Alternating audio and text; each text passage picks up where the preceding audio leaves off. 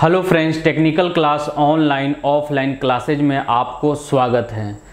आज हम लोग रेजिस्टेंस के बारे में पढ़ेंगे, प्रतिरोध के बारे में पढ़ेंगे। उससे पहले मैं आपको बता दूं, इलेक्ट्रिकल इलेक्ट्रॉनिक्स से अगर आप क्लास करना चाहते हैं तो डेली 8 बजे इवनिंग में इलेक्ट्रिकल इलेक्ट्रॉनिक्स का टॉपिक वाइज आपको क्लास लेकर मैं आता हूं। अगर आप लोग YouTube पर देख रहे हैं तो हमारे YouTube चैनल पर को सब्सक्राइब करिए, लाइक करिए, शेयर करिए। अगर Facebook पेज पर देख रहे हैं तो Facebook पेज को भी लाइक करिए। हमारा ऑफलाइन क्लास भी 10 अगस्त से क्लास स्टार्ट हो चुका है और जो लोग MP ट्रेनिंग ऑफिसर का, ITI इंस्ट्रक्टर का तैयारी करना चाहते हैं तो हमारे ऑफलाइन कोचिंग में संपर्क कर सकते हैं। डिस्क्रिप्शन में आपको लिंक मिल जाएगा, मेरे टेक्निकल क्लास ऐप का भी लिंक है, टेलीग्राम ग्रुप का भी लिंक मिल जाएगा और आपको व्हाट्सएप ग्रुप का भी लिंक मिल जाएगा। अगर आप लोग MP ट्रेनिंग ऑफिसर का अच्छे से तैयारी करना चाहते हैं तो वो लोग ज्वाइन कर सकते हैं। देखिए, हम लोग क्लास जो है वह टॉपिक वाइज करते हैं। जैसे आज का जो टॉपिक होगा वह प्रतिरोध के बारे में पढ़ें। प्रतिरोध क्या है, टाइप्स ऑफ प्रतिरोध, प्रतिरोध का यूज कैसे करते हैं, प्रतिरोध किस किस सर्किट में यूज किया जाता है, प्रतिरोध का मान कहाँ बढ़ता है, प्रतिरोध का मान कहाँ घटता है, इसके बारे में। लेकिन टेक्निकल चैनल पर जो लोग नए हैं, चैनल को सब्सक्राइब करिए, लाइक करिए, शेयर करिए और अगर फेसबुक पेज पर भी देख रहे हैं तो फेसबुक पेज को भी लाइक करिए। देखते हैं आखिर प्रतिरोध है क्या।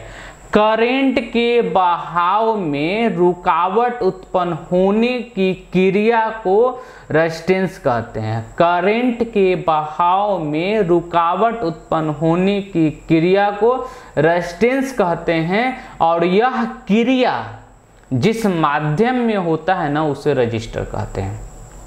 यह क्रिया जिस माध्यम में होता है उसे रजिस्टर कहते हैं। रजिस्टर एक टॉपिक है जिसमें कार्बन रजिस्टर से बहुत क्वेश्चन आता भी है रेजिस्टेंस वैल्यू निकालने के लिए। तो अगला टॉपिक में बेसिक इलेक्ट्रिकल खत्म होगा तो बताऊंगा। फिर समझिए, करंट के बहाव में रुकावट उत्पन्न होने की क्रिया को क्या बोलते हैं हम लोग? प्रतिरोध अर्थात रेजिस्टेंस बोलते हैं। इसे R से सूचित करते हैं, इसे R से सूचित करते हैं और इसका यूनिट जो होता है वह ओम होता है। जनरली जो होता है रेजिस्टेंस वह DC सर्किट में लागू होता है। क्वेश्चन कैसे पूछता है, देखिए, कह रहा है कि करंट के बहाव में विरोध उत्पन्न होने की क्रिया को रेजिस्टेंस कहते हैं अर्थात प्रतिरोध कहते हैं। इसे R से सूचित करते हैं, इसका यूनिट ओम होता है। ओम का जो सिंबल दिया हुआ है, पूछता भी है कि रेजिस्टेंस का यूनिट क्या होता है, तो रेजिस्टेंस का यूनिट ओम होता है। और कहा जाता है यह जनरली जो है DC सर्किट में लागू होता है। यह जनरली जो है DC सर्किट में लागू, कहीं पर भी अगर विरोध हो ना, सब का यूनिट ओम होता है। जहां जहां विरोध उत्पन्न हो सब का यूनिट क्या होता है? ओम होता है। तो यह था रेजिस्टेंस। आगे हम लोग पढ़ेंगे कि रेजिस्टेंस का मान किस किस बातों पर निर्भर करता है। चालक के लंबाई को बढ़ाएंगे तो रेजिस्टेंस का मान घटेगा बढ़े, यानी कि संपूर्ण क्लास। इससे बाहर रेजिस्टेंस से क्वेश्चन नहीं पूछेगा, इससे बाहर रेजिस्टेंस से क्वेश्चन नहीं पूछेगा। अगर रेजिस्टेंस के बारे में पढ़ना है, हम पहले ही बता चुके हैं, डेली 8 बजे टॉपिक वाइज क्लास लेकर आऊंगा इलेक्ट्रिकल एंड इलेक्ट्रॉनिक्स का। अब उसके बाद अगला जो है रिएक्टेंस, जिसको प्रतिघात बोलते हैं। रिएक्टेंस क्या है? अगर AC के बहाव में AC सर्किट में करंट के बहाव में, AC सर्किट में करंट के बहाव में रुकावट उत्पन्न होने की क्रिया को रिएक्टेंस कहते हैं।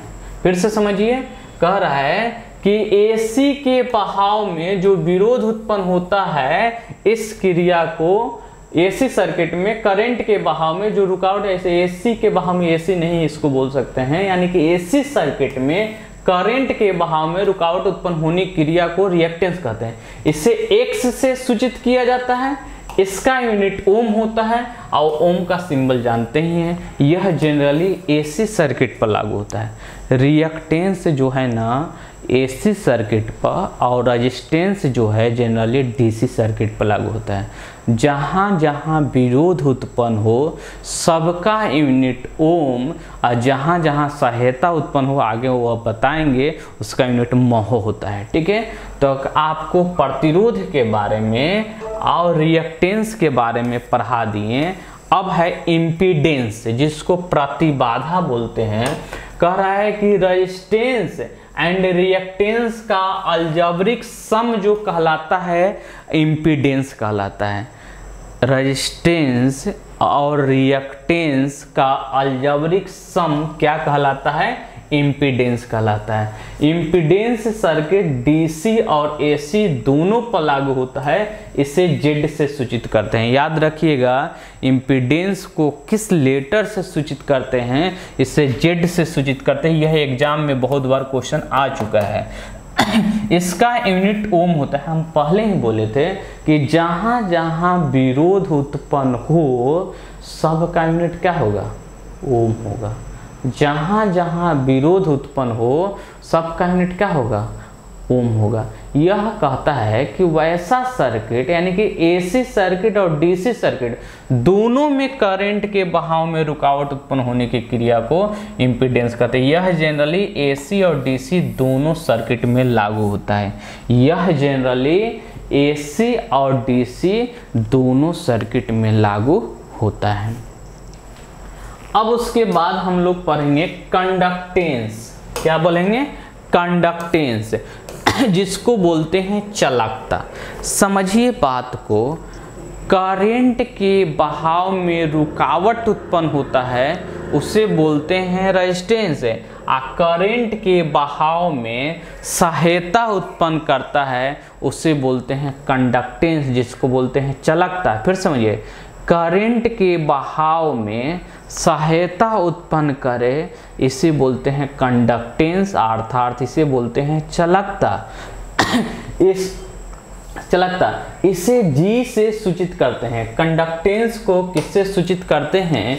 जी से सूचित करते हैं। इसका यूनिट महो होता है।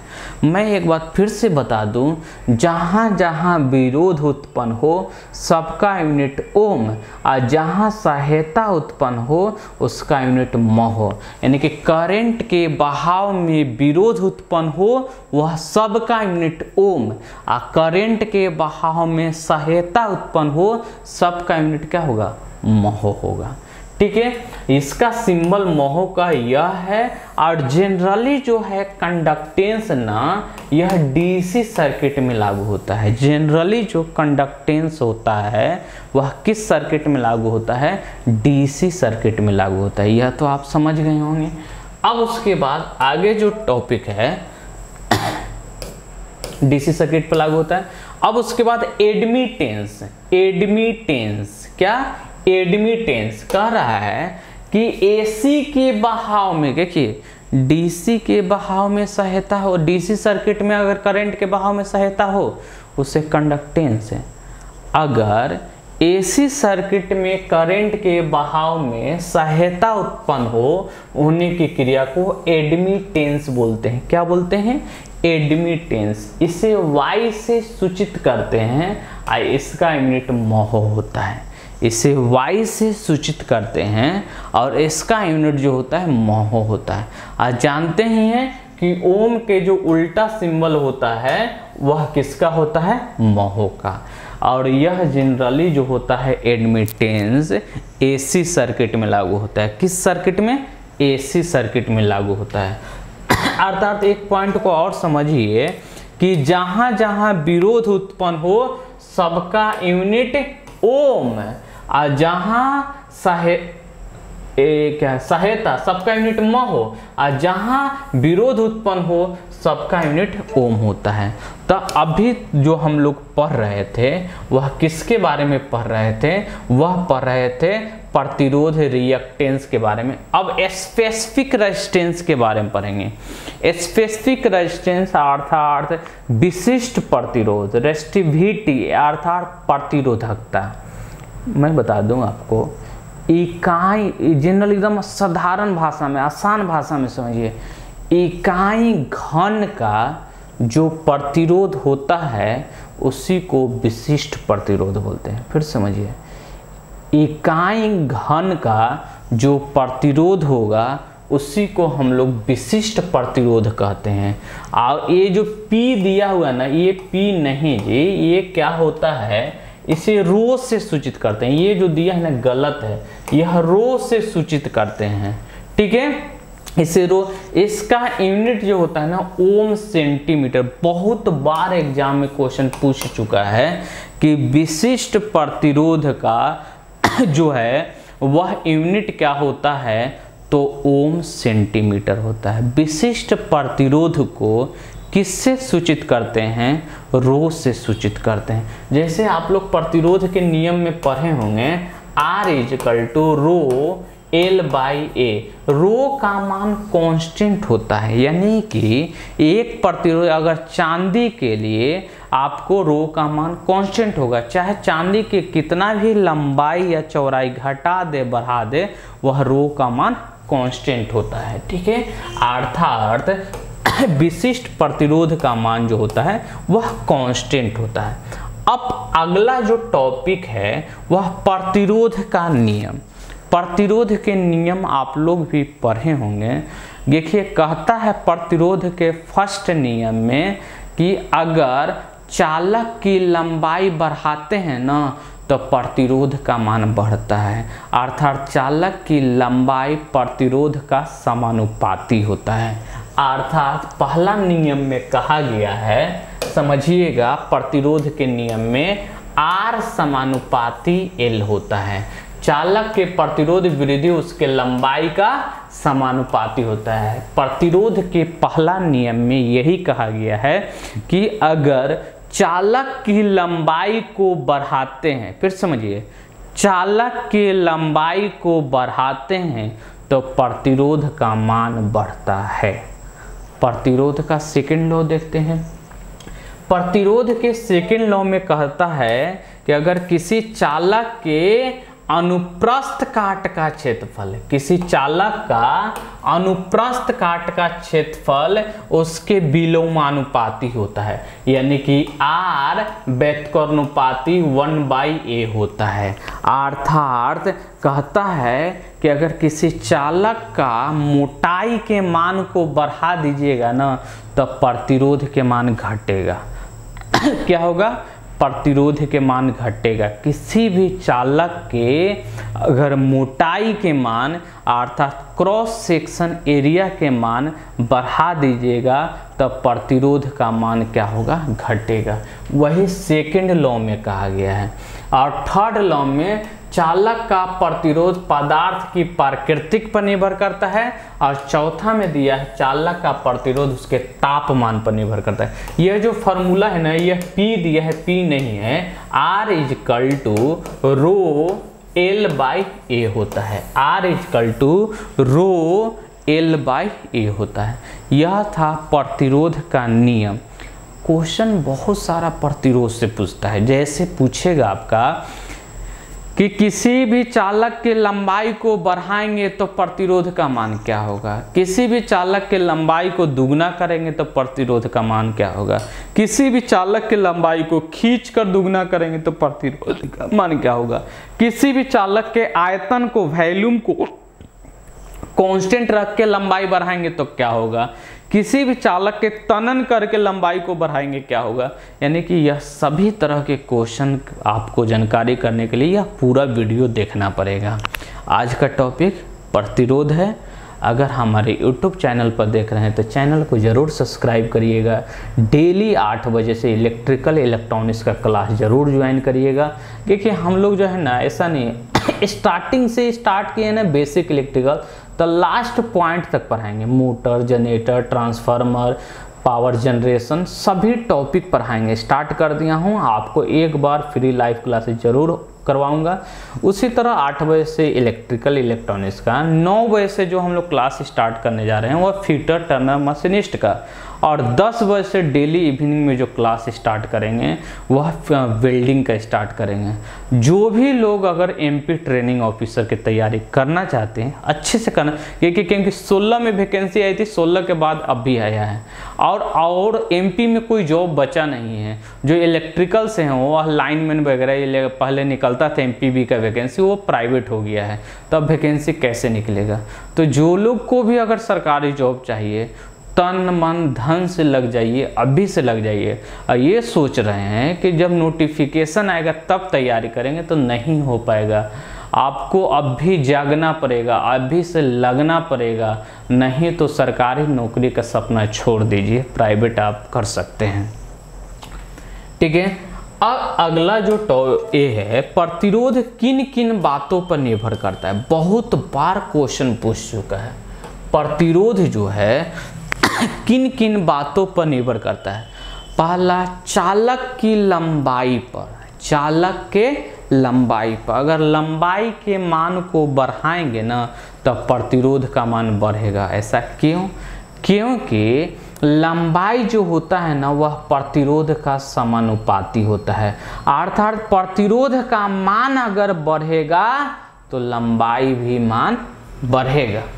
दूसरा पॉइंट में दिया है, यानी कि बताए होंगे कि R समानुपाती L होता है। दूसरा में दिया है अनुप्रस्थ काट के क्षेत्रफल पर, अर्थात चालक की लंबाई के मान को बढ़ाने से प्रतिरोध का मान, चालक के अनुप्रस्थ काट का क्षेत्रफल यानी कि मोटाई का मान बढ़ाने से जो प्रतिरोध का मान है वो घटता है। नियम में क्या कहा गया है कि R व्युत्क्रमानुपाती 1/A, अर्थात देखिए तो यह A मतलब क्रॉस सेक्शन एरिया के मान को बढ़ाएंगे, A का मान को बढ़ाएंगे तो R का मान कम होगा। याद रखिएगा, A का मान को बढ़ाएंगे तो R का मान कम होता है। ठीक उसी तरह जैसे करंट के मान को अगर बढ़ाते हैं तो R का मान घटता है,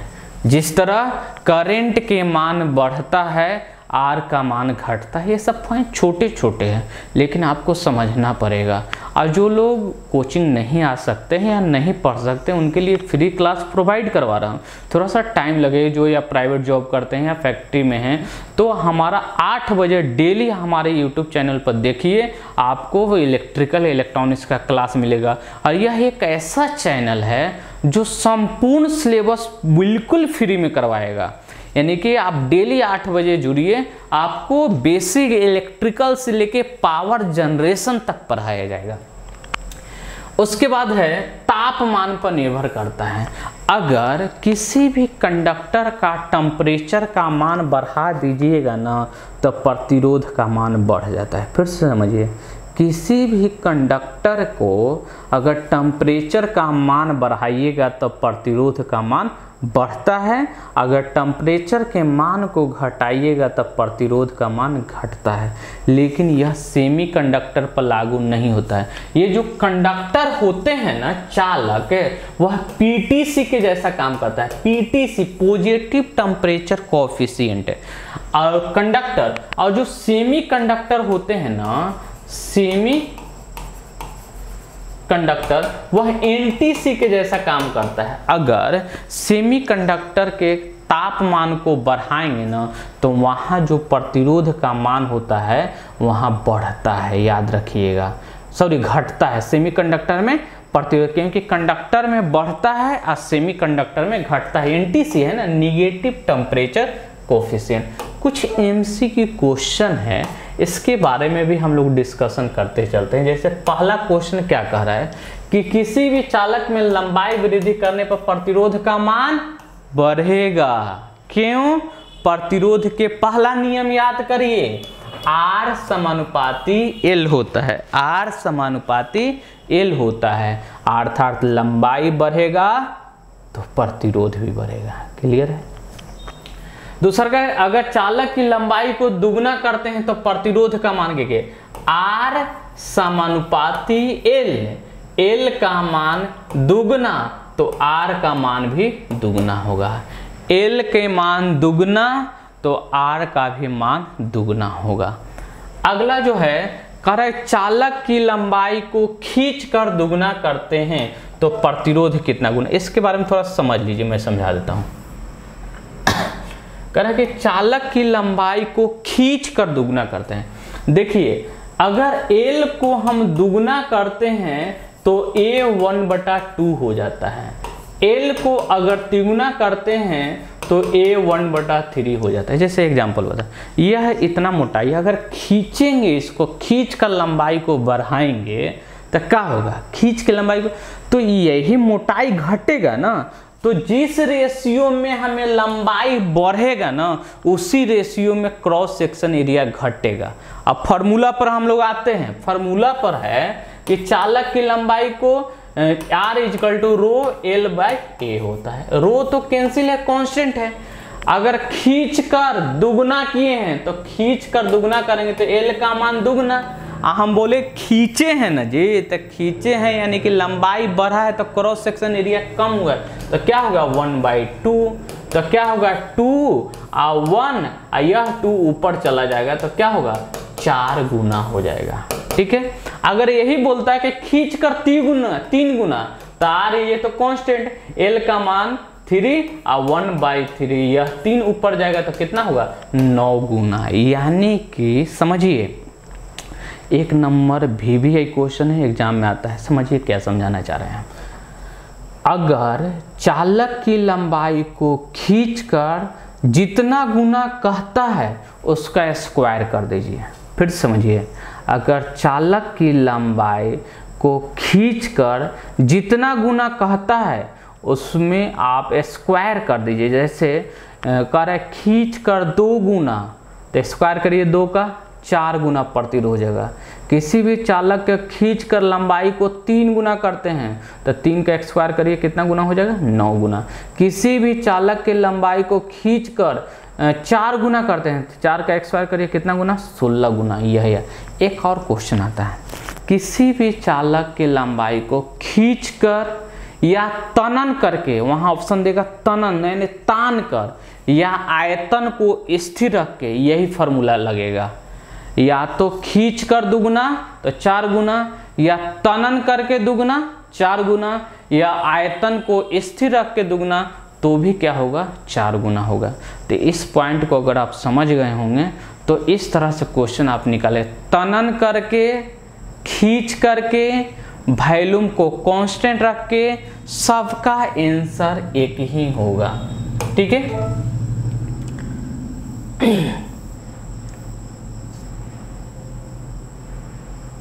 ये समझ गए होंगे।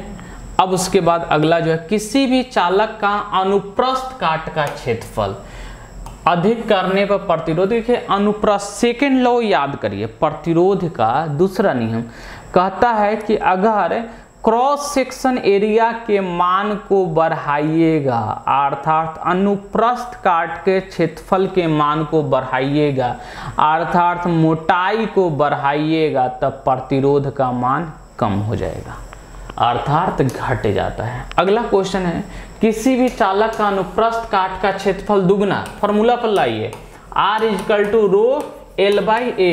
क्या कह रहा है, अनुप्रस्थ काट का क्षेत्रफल दुगना करने पर, तो L का मान नहीं दिया है तो क्या होगा 1/2, यानी कि दुगना करेंगे तो 1/2 गुना हो जाएगा प्रतिरोध।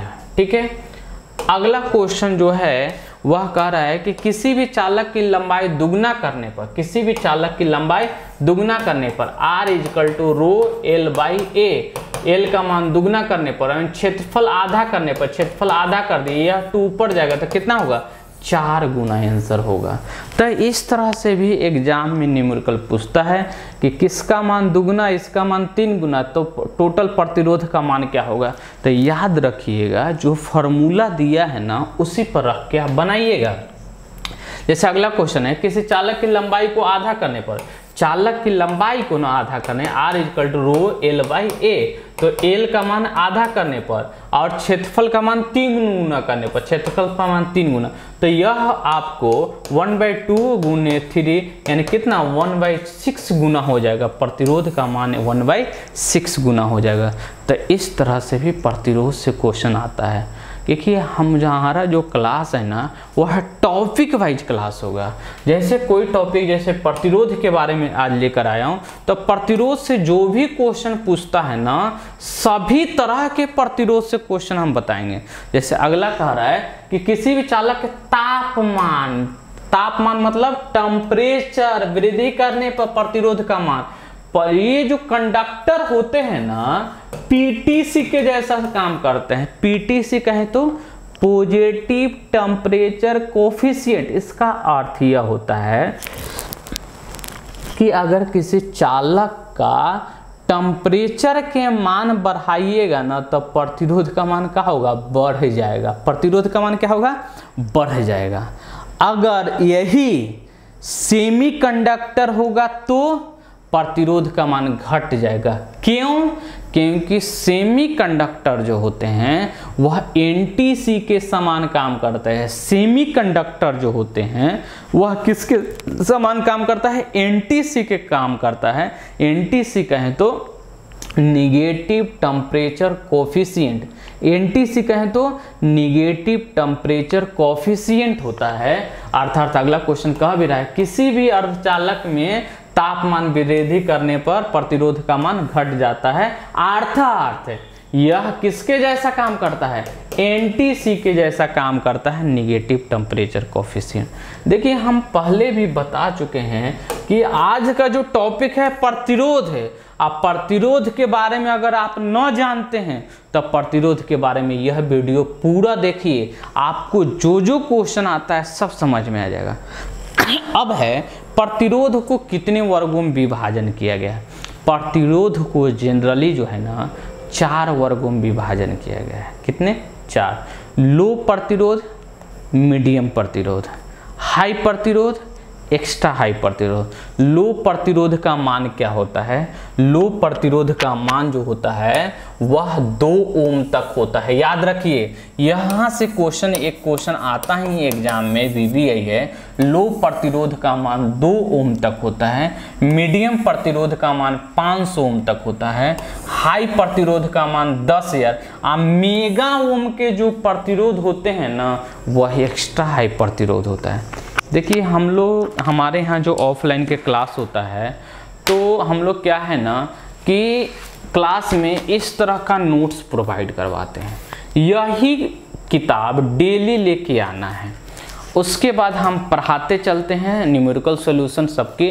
जैसे बेसिक इलेक्ट्रिकल पढ़ा रहे हैं, बेसिक इलेक्ट्रिकल आप पढ़िए, यानी कि लिखने का जरूरत नहीं है, संपूर्ण नोट्स। उसके बाद उसका एमसीक्यू चैप्टर का एक अलग फाइल इसी तरह मिलेगा, वॉल्यूम 2। अब वॉल्यूम 3 जो मिलेगा वह 1 से 50 मॉडल प्रैक्टिस सेट मिलेगा वॉल्यूम 3 में। अब वॉल्यूम 4 पर वर्क चल रहा है। अगर हमारे सिलेबस, हमारे नोट्स के अनुसार से आप तैयारी करिएगा तो इससे बाहर क्वेश्चन नहीं आएगा।